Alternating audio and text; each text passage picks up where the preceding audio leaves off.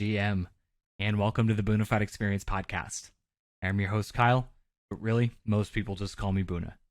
This is a Web3 podcast where I interview artists, builders, gamers, and DeFi wizards.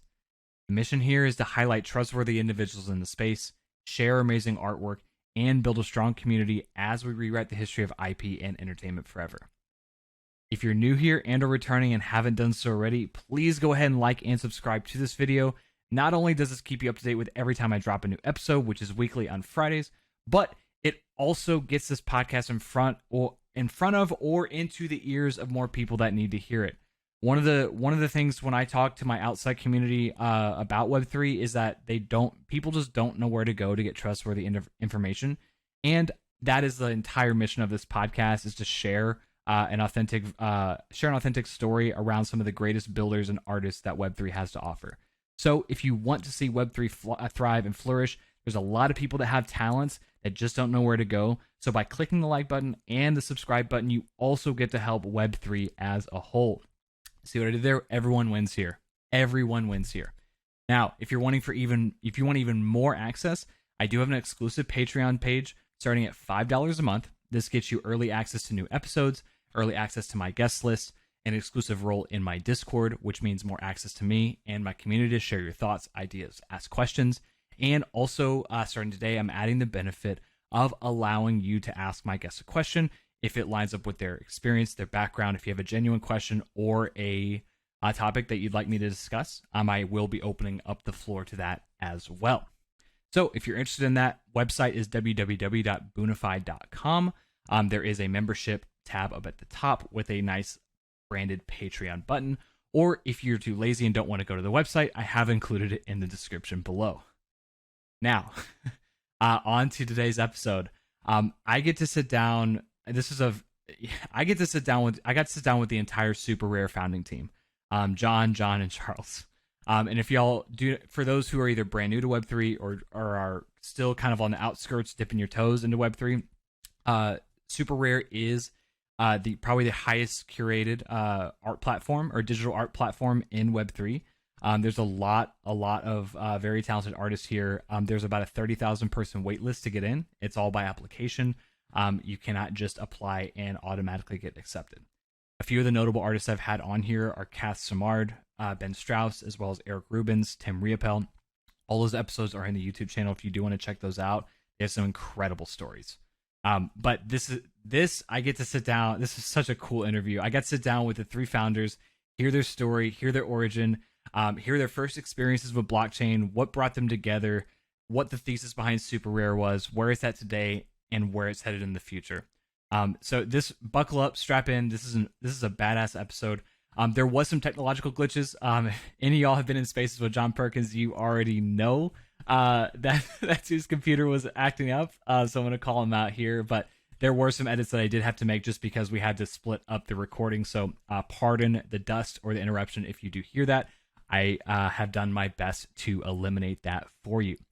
Now, with that being said, let's go ahead and get started with the show.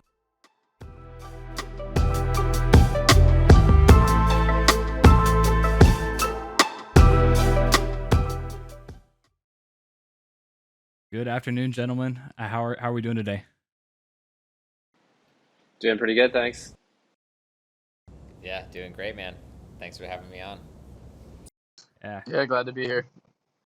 Cool, man. Cool. Well, for those that are not in Web3 or have a blind eye to Web3 and are wanting to learn a little bit more about it, we have John, and Charles, a couple of the founding members of Super Rare on the podcast today. So I know I just gave a brief introduction to y'all, but really want to do, for the people that don't know you, I want to give like a quick introduction to yourself, like a TLDR, and then we'll hop right into it, man. Sounds good. Well, yeah, thanks for having me on. My name is John, one of the co-founders of Super Rare. Super Rare is, in my opinion, obviously the best NFT platform in the space. But we're focused on art and culture. We launched in 2018, and excited to be here. Hey Kyle, thanks for putting this together. Super stoked to be here as well. My name's Jonathan, co-founder of Super Rare, and fun fact, John and Charles here are my cousins as well as my co-founders. So we go all the way back. Yeah, and like John said, we've been in the NFT space for about just over 4 years now. We started essentially building the early prototype in 2017, like before the NFT standard had kind of been birthed into the world. And just been incredibly wild ride seeing NFTs kind of catapult into mainstream consciousness, particularly in the past 12 months. Excited to get into it. Hell yeah. Yeah, Kyle, just want to say thanks again for having us all on here. Super pumped. Like Jonathan said, he's my cousin. Super Rare John over here is my brother, and I'm very happy to be or to have had the opportunity to be working on really awesome stuff with them, and riding this rocket ship into who knows where. So yeah, super pumped. Hell yeah, man. Well, guys, this is an absolute treat. Again, the feeling's mutual. And I love this. What's wild about every podcast episode, or just about, I can't say all of them, but most of them have come with a random Twitter interaction. It was how I got. It was how I interviewed. Kath. I've interviewed Kath. I've interviewed Ben Strauss.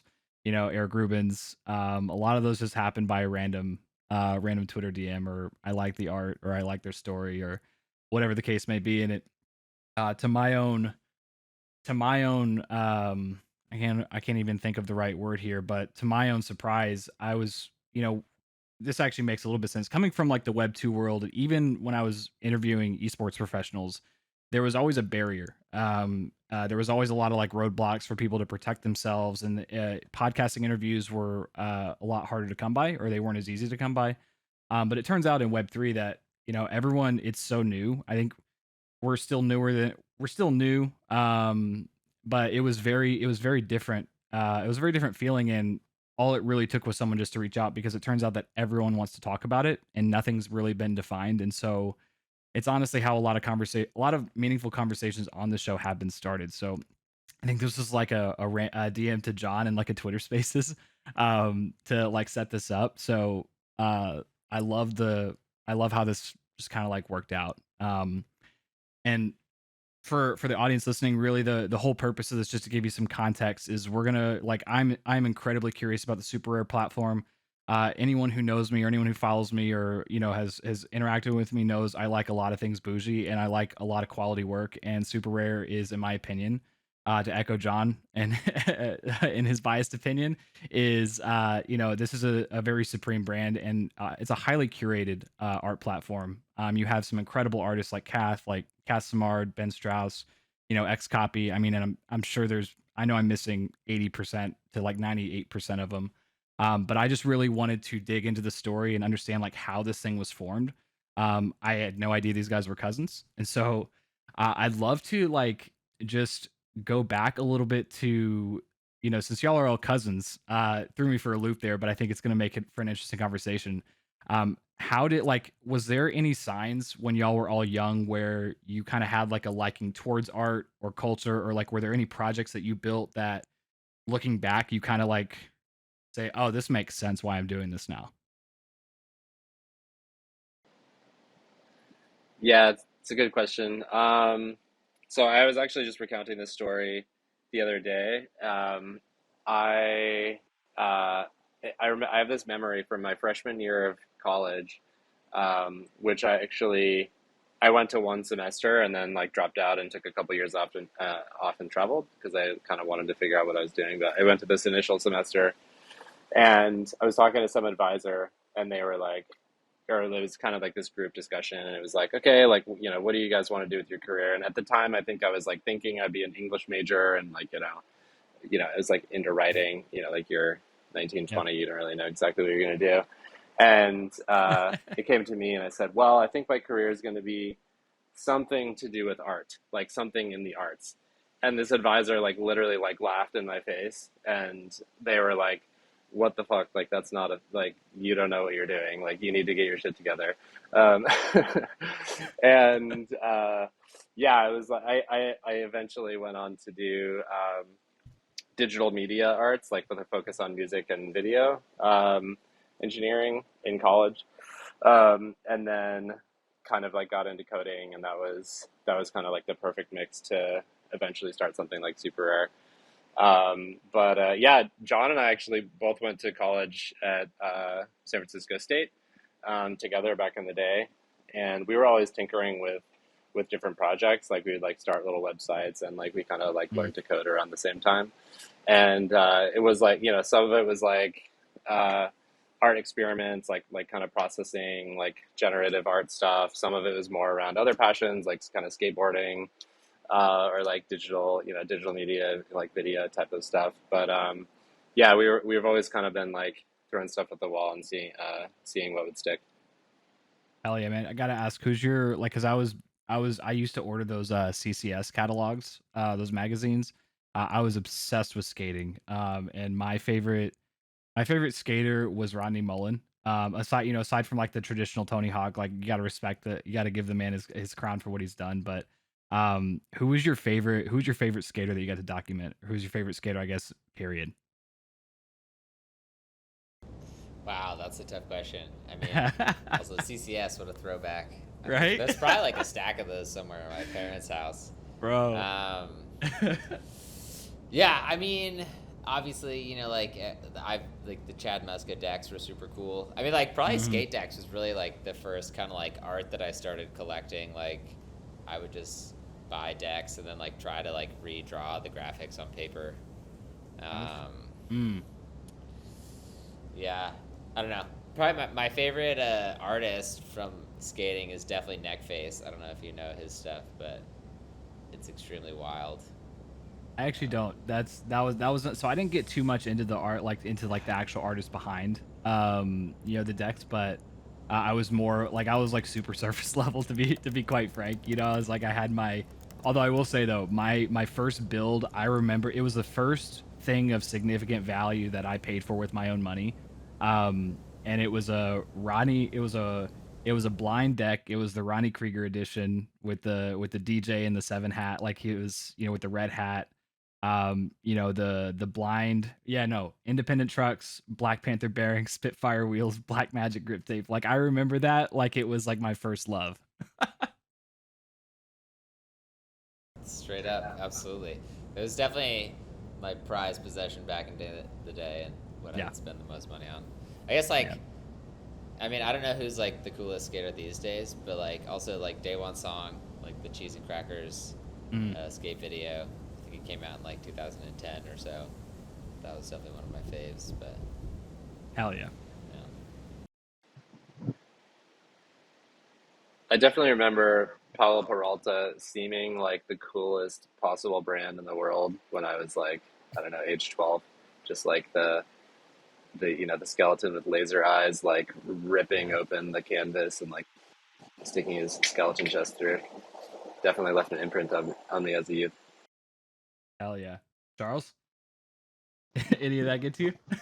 I think Rodney Mullen was like the yeah, Rodney Mullen was always super cool. I would just like sit with my homies and we would watch crazy him just doing like super technical work on the board. And which is really just really funny. I never really got like super into street skating. I was always more into like hitting the bowls because like kind of transferred over from surfing more than anything. But yeah, Rodney Mullen for sure. Just because I think he had like such a huge impact on skating and stuff, and it was just fun to watch him. Yeah, I think that was like the reason why. Like I had a lot of different skaters I liked, but I think it was like the technical chops that he had on a board and some of the manipulation he did without any help was like it was always incredibly inspiring, and it just said it's like how the fuck does he do that? It doesn't make any sense, like the way he moves his feet and the way he can manipulate the Exactly. board. And yeah. Yeah.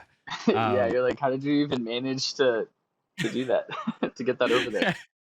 And then I try, and then it like the board just falls over. Like I'm just like it was incredibly Yeah. frustrating. Yeah, man. Well, cool. No, like, so I mean, it's not like, so it sounds like y'all like, I mean, a lot of similarities, a lot of like, it's why it's I'm still like getting over the fact that y'all are all related, and y'all are all cousins.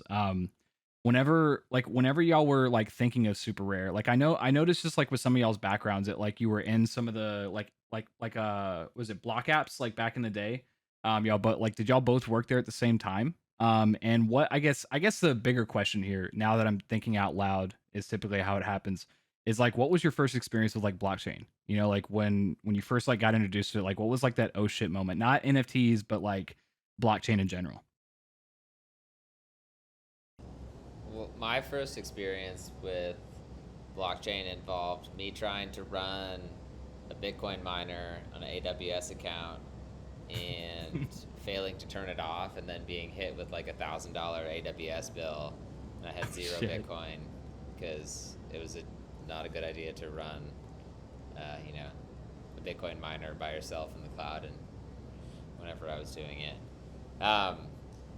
But I was super curious. Like I think like I got interested through Bitcoin. I took an econ class in 2008, like during the crash of the housing market Mm. in the States, and I had never been like interested in finance or econ before, but that kind of like sparked my interest. And years later, I learned about Bitcoin. I tried to run a miner unsuccessfully, and then eventually I found my way to Coinbase to buy some. But that was my first experience.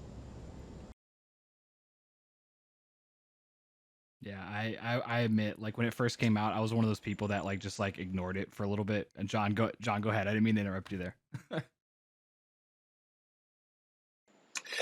Oh yeah, for sure.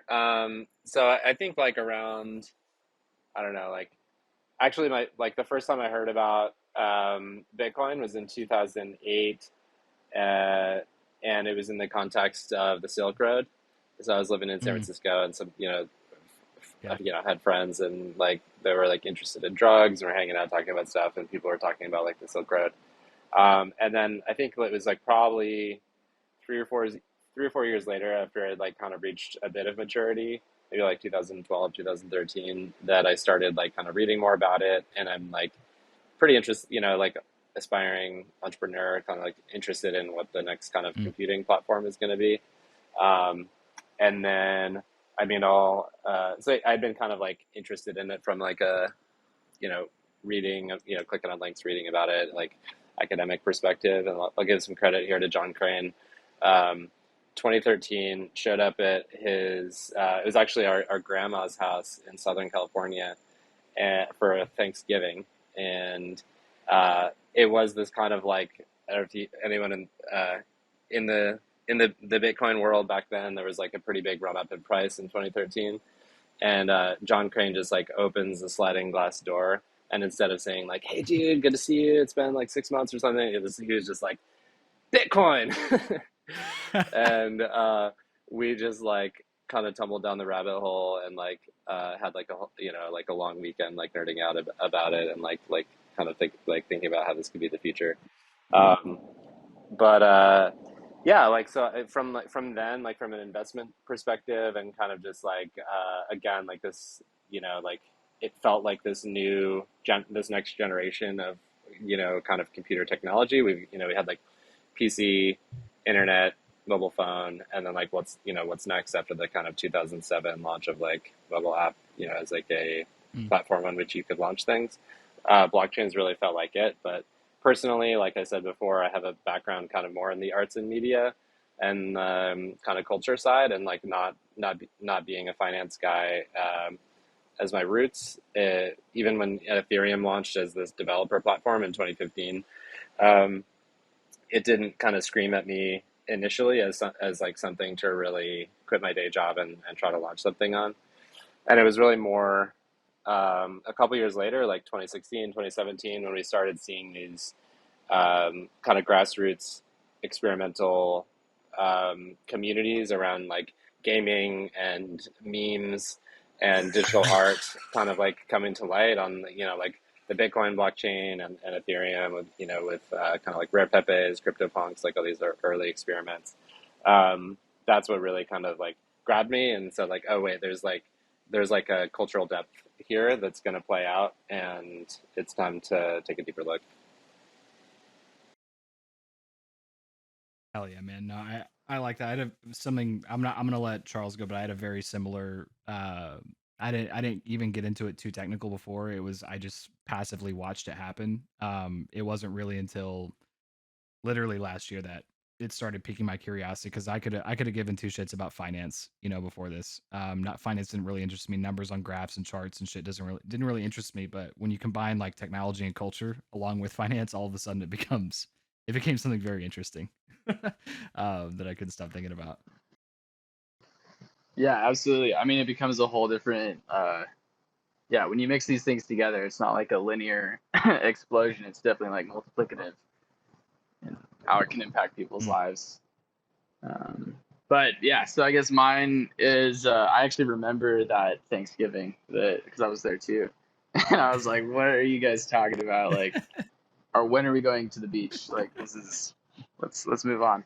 Um, but I ended up going to school for computer engineering, and my favorite class was distributed systems just because it was really fun. They gave you like an Amazon account and you spun up like a couple computers and your job was to like make them agree on a specific number and then they had like ways to like run software on your computer to like try and like make it so that they disagreed. So I got to like really Mm. from like a theoretical view like understand the challenges of distributed systems and it was just super interesting. So I was like, oh yeah, I would love to, whenever I finish college, if I could somehow keep doing it, like learning about this stuff, I'd be super down. But that class ended. I graduated. I ended up moving to New York because that was actually where both John and Jonathan were. And I was, you're out of college, you don't really know what the fuck you're gonna do. But I knew I wanted to work in tech, coming from computer. So I ended up working at ArtNet, which was kind of like very fortuitous in how things played out because I really got to see their business model of like they just like aggregate art data from the auction houses and have like relationships and with all these people and they so that they become like a place where if you're a rich person or you have like a painting or you want to know or like an art historian and you want to know how much a painting would be worth today or like previous sales, you can use their Mm. database to go and look at it. You gotta like pay for it. It's not um, in the open, which I feel like with the whole NFT, like everything being recorded on the blockchain and provenance being explicit, there's like much less of a need for that type of stuff. Um, but so yeah, I came from like again didn't have like much interest in like Bitcoin at the time. Like John was both of them were obviously talking about it and stuff, and I was like, well, I'm poor, I can't even buy any anyway, so not really super interesting. Um, but from the distributed systems perspective, I became like super interested because a lot of the without an incentive model, it's extremely difficult to like the problem becomes way harder. So with the introduction of this like economics behind it, it became like such a powerful uh, like way to solve many of the problems that distributed systems have. So that's how I really Mm. got into it. And then Ethereum was a way to like program what was being protected by that consensus, and that was just like extremely mind blowing.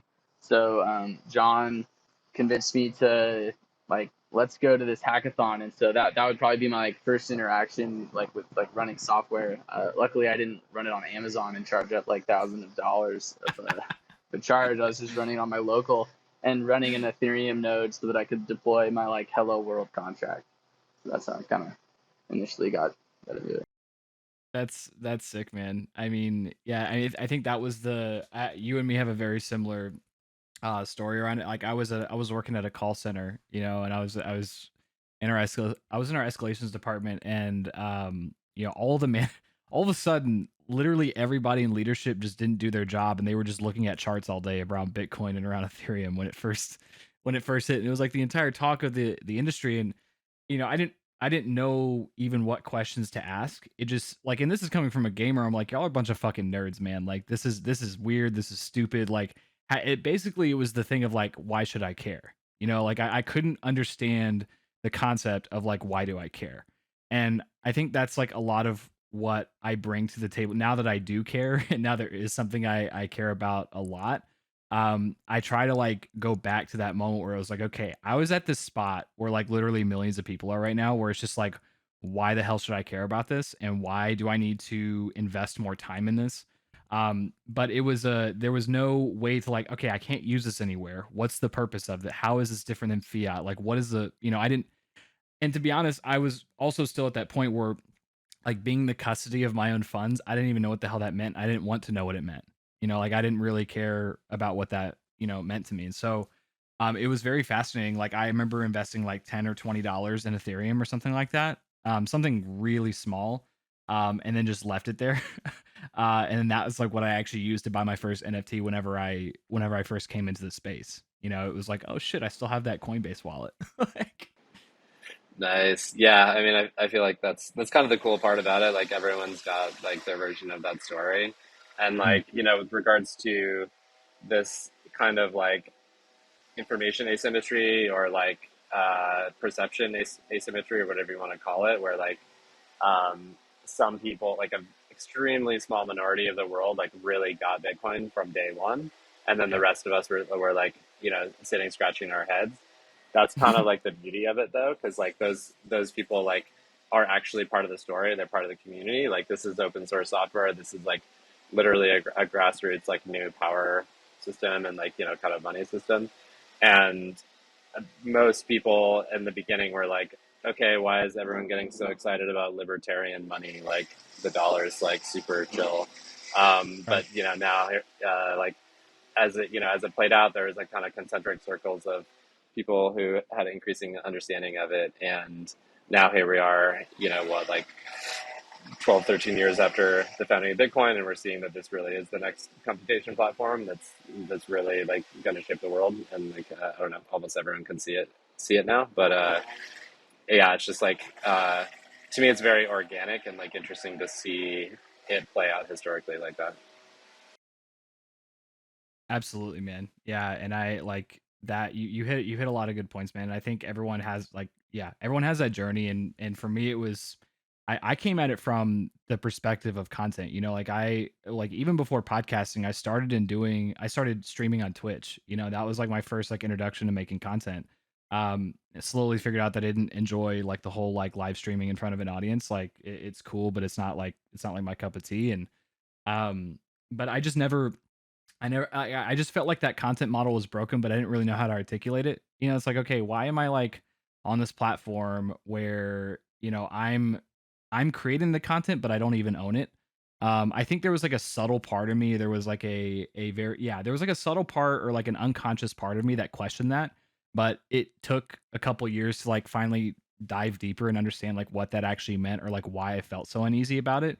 And it just felt like a lot of work to create a bunch of content that was not properly rewarded, you know. And that's the angle I came from. It's like when I first saw this, you know, I was onboarded by, you know, Beeple's sale back in, you know, early March or February of last year, and it just, that was what sent me down the rabbit hole. Like, holy shit, man! Like, why did this image? I didn't understand it, but I questioned myself. I'm like, why did this literal JPEG sell for $69 million? Um, and I was in the, for those who know me, they know the story, but it's like I was in a, I didn't have an iPhone at the time, and Clubhouse was still very new, and I had it on my iPad though. And I remember being in that Clubhouse room where Metakoven and Tubador were there. I had Blau on there. You had Siram, who was hosting the Good Time show. And I just remember recording it bootleg on my Mac and sending it to one of my friends who's, you know, serial entrepreneur and been in technology his whole life. I said, "What the fuck is this, man? Like this is insane. I don't know what this is, but I feel a lot of weird emotion around this, and I don't know why." And that was just one of the wildest experiences that I ever seen. But that's where it clicked for me, was that this was, once I started doing more research, I said, this is a way to apply. I mean, this is a way to create content that's meaningful, and it gives more access, and it creates a better monetary system. You know, and that was really the angle that like it like just clicked. I'm like, oh my God, you know, commercial rights, you know, like different IP rights, different ways of collaborating, different ways of like making things that haven't been made before. So this is this is nuts, you know? Yeah, I think that was one of the things that I got really excited about, like being in the Ethereum space and just seeing the early development around NFTs. It felt like this was potentially the standard that was going to kind of change the way we monetized essentially all of content on the internet. And so Mm. once I started to think that, it was like, all right, well, fuck, I got to get involved. This is going to be huge. Yeah, I mean, that was my intro, and I did about 6 months, before, and I probably researched a little too much because there's only so much reading you can do before you just have to like do the thing and buy the thing and convert from like a left click own, it looks like, to like a right, from like a right click save to like a left click own kind of person. Um, so that's it took a little while for me to get there, but once I got there, there was a feeling that I really hadn't felt before. I said, this feels way different. Like actually owning this, this is a way to own a digital asset. And I didn't, that's a huge paradigm shift to get over, like it's just something that I was completely foreign to. And I think why a lot of people have a lot of trouble with this. But just to segue, like I do notice a lot of people that when they come in, a lot of people want to come in, but they only see it from like a monetary perspective. Like they don't see it, like they see it, but they don't see it. And that you can tell they're good intentioned, but they just come in completely incorrect and like stumble and trip and fall, or they get rugged or something happens and then they leave, and it's incredibly frustrating to watch, because there's not as much conviction. People are just used to not having conviction on things and aping into something with not a whole lot of research into it. Yeah, but there again, I would kind of argue that like um, that's been an opportunity So for a am I lot of having some folks, and connection like issues? what's can you guys hear me? There we go. I think John might. John, are you in the room? I don't see your like profile anymore. That was a pending transaction. Um, yeah, so I think what I was getting at is like there again, I think like certain people just due to their experiences and the dynamics or inequalities or like kind of bad design of Web 2 saw this coming a lot more clearly than others. And with from our experience being an art platform, it was creators Mm, like from day one, like digital artists that have been using Tumblr, that have been using Twitter, that have been using Instagram, sure. um, had been kind of like really like viscerally clear with the um, kind of like shit model of Web 2, where they are just posting their works for free on all these platforms. The platforms are monetizing it through ads and trying to farm eyeballs, and the creators Mm, essentially become commoditized and get nothing and are, but everyone's kind of forced to use it because it's the only way to build a following. And so, yeah. even in a very rudimentary way, with the earliest version of Super in 2018 was very rudimentary, but it enabled artists to put their works out as digital assets and monetize it and make rent in one sale.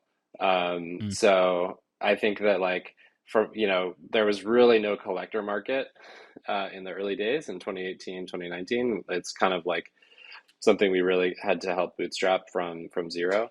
But like I said, it was really interesting to see, kind of insider community of digital creators and internet artists, like really kind of like see this and understand the power of it, like from day one. that's sick, man. And I think that segues into the one of the things I wanted to ask y'all is that like, like when it came to like proving the concept of super rare, like or like the initial thesis behind super rare, like what was that like? I'd love to hear like either one or like multiple stories or how that like came to be. Like it's like, you mentioned like there wasn't a platform like this before, but like what was that thesis that y'all created together? How did that even come about? Yeah, I mean, so we saw the early developments happening with NFTs, and like I said, got super bullish pretty soon after we started the work that was being done. Um, and we were also living in New York, so that, it's like there's a lot of artists, a lot of creatives, And I personally worked in advertising for a while and knew a bunch of very talented individuals, but you know, it didn't really fit the mold for the art market, right? Like the art market was just about people who went to fancy art schools, who went to Art Basel, Mm. and like digital art was sort of this very small, obscure subset of what the art market was. And so, me as somebody who was interested in digital art, had been interested in processing and creating stuff. I always felt like, you know, there's going to be more digital art in the future. There's not less, and so this is going to be the art market. And so this kind of felt Mm. like when we saw the standard being developed, it was like, oh shit, here it is. Like here is the technological layer that's going to facilitate this market. And so that was kind of like the original insight. It was like, how can we, like John said, kind of flip this model of the internet? Like, could you build a social platform that didn't have ads, but then also like really was the foundation for a new market for new creatives? Yeah, and for I me, was it like, was yeah, I yep. think a lot of. Oh, what were you say? No, go ahead. I was just gonna ask if anyone else had anything on that, but yeah, Charles, go for it, man. Yeah, I was so you did mention like earlier, I was working at Block Apps at the time and I was having a blast like really learning super. I was diving into the back end. They were like their own core ETH implementation, so really getting to learn the ins and outs of some of the like ways that the Ethereum blockchain works. But it was just like beers with John and Jonathan kind of outlining what he just said that was like, oh wow, this is like way cooler than just like this like awesome nerdy thing that I'm into. This is like super impactful and how it can like be a whole new yeah, like model for how people can kind of like participate on the internet, like, and like be in the like sort of digital economy. So yeah, that's. Was there, Charles? I gotta ask, was there a sales pitch from both Johns to you, or was it an easy sell? Because you said you were having a blast at Blockworks. Like, so I gotta like, was there like a pitch? Did they have to sell you hard on it? No, I think eventually like I was I was having a blast at the time, but like they just like we were all talking about stuff and um you know they were doing enterprise Ethereum stuff, so it's like the Mm. implementations we were building were not hitting the public network and things like that, and just over time, like especially with these convos, you're like learning about wow, the public network is like really where revolutionary things are happening. So it wasn't really even a sales pitch. It was just like these convos, and then as time went on, I was like kind of just getting my own FOMO. I was like, I want to be working on stuff that is more public, like you know, and everyone has their own opinions on like very like usefulness of enterprise blockchains and things like that. I was just like became way more interested in working on public net stuff. So that's just how it worked out. Hell yeah. No, that's incredibly cool. So, I mean, because that's what's really cool about this is that, like, and I learned this when I interviewed G host from Axie, and he, like, because Axie was built, like it was in 2017, 2018, right around when y'all started.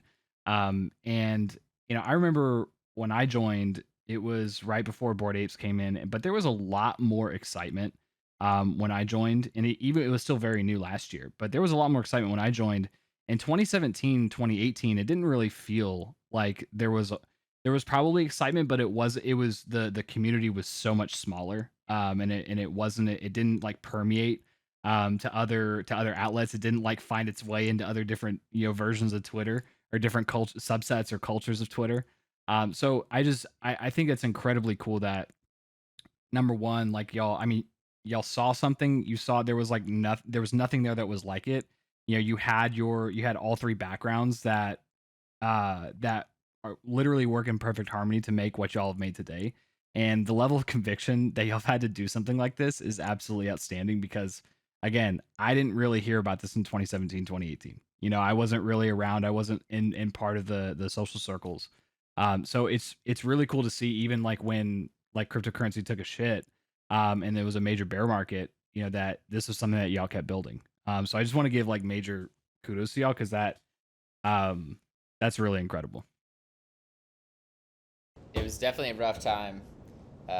We launched and we were like, oh my god, it's gonna be so exciting. Everyone's gonna love this.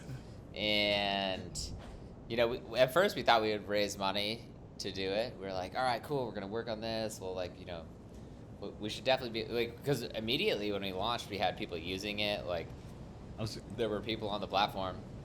The numbers were small, but then just like the crypto markets kind of just trended down like month after month, and it was like, all right, well, are we gonna raise money? Like, I guess I shouldn't have quit my day job. Like, so I mean, the first 2 years we pretty much all worked, doing consulting nights and weekends to help pay the bills, to keep the dream alive. So I'd say it was like, a lot of conviction combined with a healthy dose of just stubbornness that we wanted it to be a thing. I think that's what it takes, man. Like, I think that's exactly what it takes. So another question I had that I was really curious about, and we've been seeing, there's this, like, y'all, because y'all are a super highly curated platform. Like, it's like the best of the best are on this platform. You have to go through an application, you have to submit it. I think last time we were on that Spaces, I mentioned they all had like 30,000 applications. In the beginning, like, who did the curation? Like, how did the curation process work, and how has that like evolved from then versus now? Yeah, no, that's a really good question, and it's not without its irony. To be honest, like, we did not set out to be like, okay, we're gonna be like the world's most like exclusive and high end and like premium marketplace. We were, essentially, this is like, we're looking at like late 2017, early 2018. There was really no place that any artists could go mint NFTs, and we were just kind of like, hey, check it out. We made a place where artists can go mint NFTs, and that was like our initial, positioning. It was like a very simple app. We were kind of like, Ethereum should have this Instagram style app, for creators essentially. But like, kind of, like I alluded to before, there was really no collector market in the beginning. And, like you said, Kyle, like, almost nobody was tuned into this stuff in 2017, 2018. And even within the Ethereum community, people did not take NFTs seriously. Like, we would go to, DevCon, which is the, largest Ethereum like global developers conference, and all the other people working on Ethereum, which arguably is still quite an obscure technology overall, would be like, oh, like, you guys are doing NFT stuff, like, oh, like, cute, oh, like, cool, like, maybe someday you'll find out that money is cool and do something, like, serious. And so, like, there was very, I can't stress enough that there was like no collector, kind of community or demand in the beginning, or like almost no. There was like a very small handful of people who saw this stuff coming. And so we kind of took it upon ourselves to just make sure that everything was, like, legit and authentic, and no one was going to get rug pulled by, people minting on Super Rare that were selling art that they didn't make, essentially. And also that like the market wouldn't get out of balance with, like, 100x the time of the number of creators, than there are collectors. And so and from there, we were able to kind of like help bootstrap the collector market, tell the story of like first a very small handful of artists, and then progressively more and more. And then as the ecosystem shook out, the fact that we were focused on one of ones, and just the kind of like the name, the platform, this meme kind of arose that like Super Rare is like the most exclusive and most, premium curated platform. But to be honest, like, the first time that somebody tweeted, like, and this is probably like, I don't know, 2019 or 2020 or something, like, somebody tweeted like, oh, at Super Rare is like the best, like, most highly curated like art platform. We actually laughed. Looks like we lost him again. Lost John, but I mean, I can pick up. We just yeah. But what he was saying, just like, really what we wanted was to make sure that this was a place for you know, authentic content and art. Like we didn't want people just ripping stuff off of Google and Instagram and like tokenizing it. So that was sort of a funny irony that it's, you know, it's evolved over the years, obviously. It wouldn't be, I mean, it wouldn't be a Web3 or technology podcast without some sort of technology breaking. So, you know, here we are. We keep it moving. Jack Dorsey has friends in dark places. He's kicking me off even when I'm not on Twitter Spaces. Apparently he knows That's Alexis Ohanian and the guys at Riverside. But just to give some context, we went over the kind of like the thesis or the starting days of the platform. Ethereum NFTs weren't popular. Even the Ethereum community like took a shit on NFTs for the most part. And kind of just like looked at it as like have fun with your JPEGs.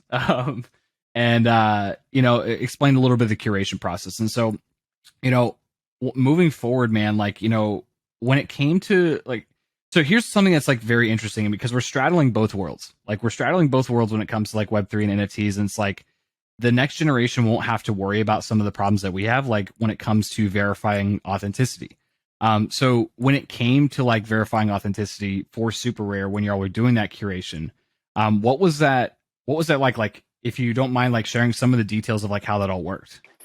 Yeah, I mean, like we always saw it as a like temporary situation until there was kind of aggregate like machine learning curation signals happening or some sort of like crowdsourced system.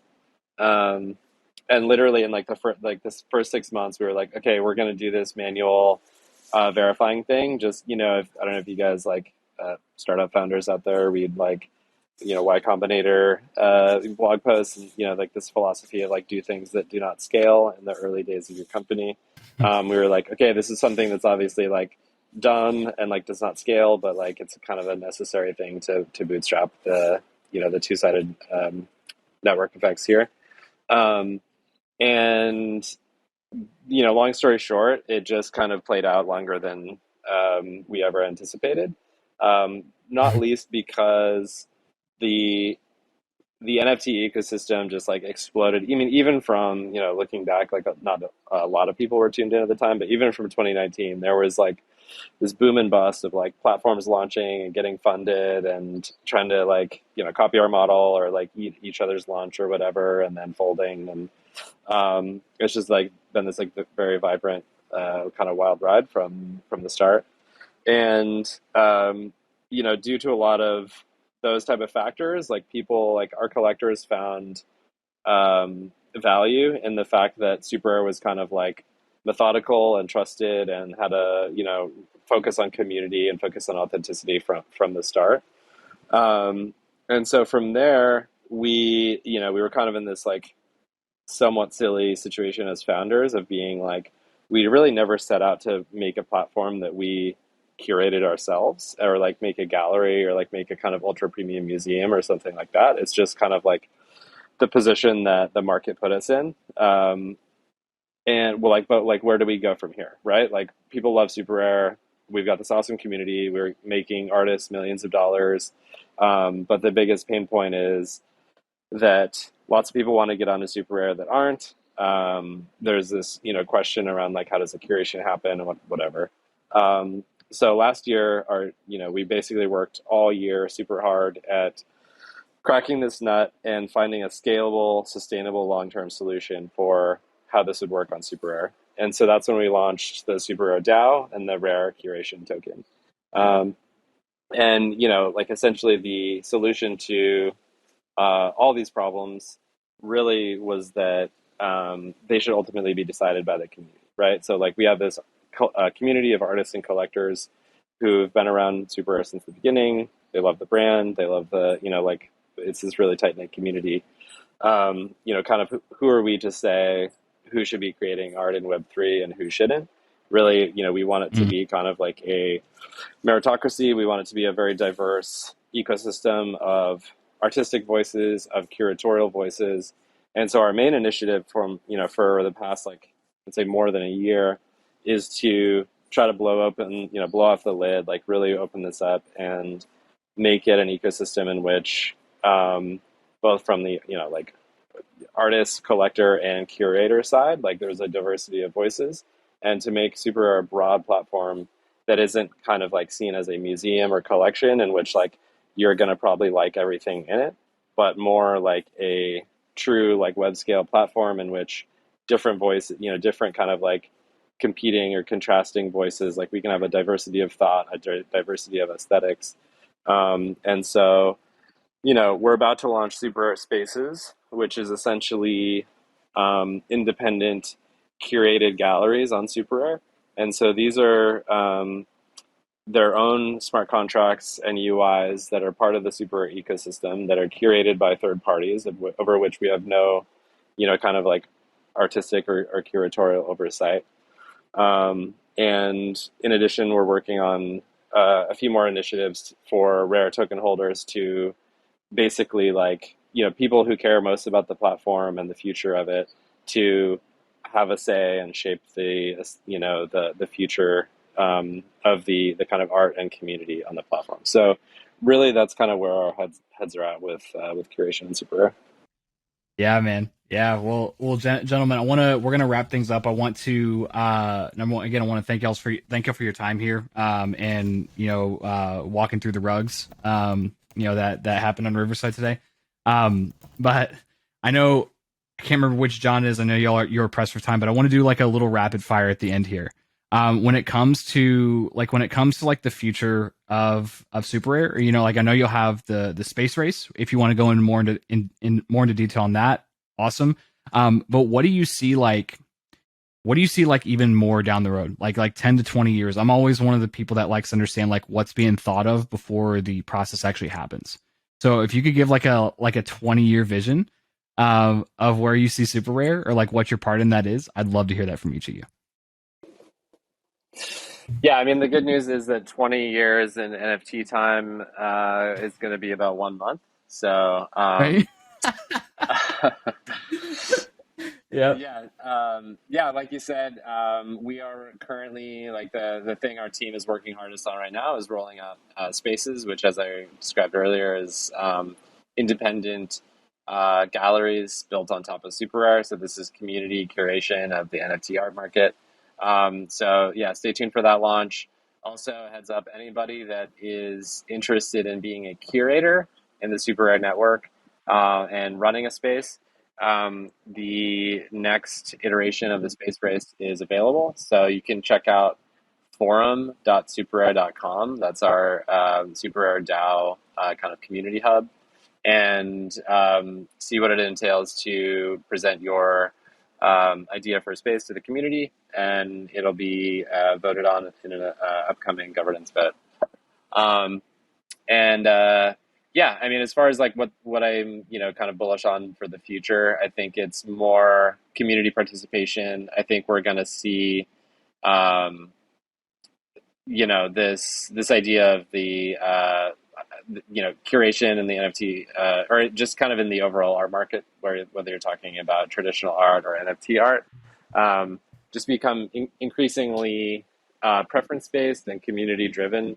So people can kind of like find their own community, find their own aesthetics. Just kind of like you can go see a million different kind of like flourishing communities on Reddit. I see DAOs and sub DAOs and sub communities kind of rising and forming their own kind of like economic engines within the overall like Ethereum and NFT ecosystem.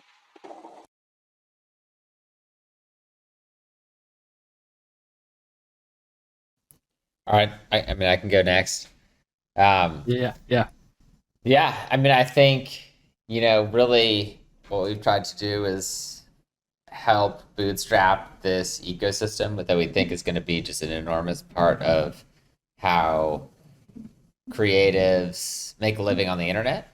And, so if I look out into the future, I kind of see us just continuing to build tools that support, creators, that support collectors. And, I could see kind of like SuperRare filling this role of, like John said, being a place where curators can help other individuals, find interesting and relevant art, maybe like the Spotify for art NFTs or something like that. I like that. Yeah, I mean, mine's like we hang out a lot and talk together, so I think like my vision is basically the same. So I guess just in my own words, yeah, it's like the like following the Reddit model, like where there's just going to be like tons of sub communities that like because everybody's going to find their own thing, and they're going to meet like tons of people.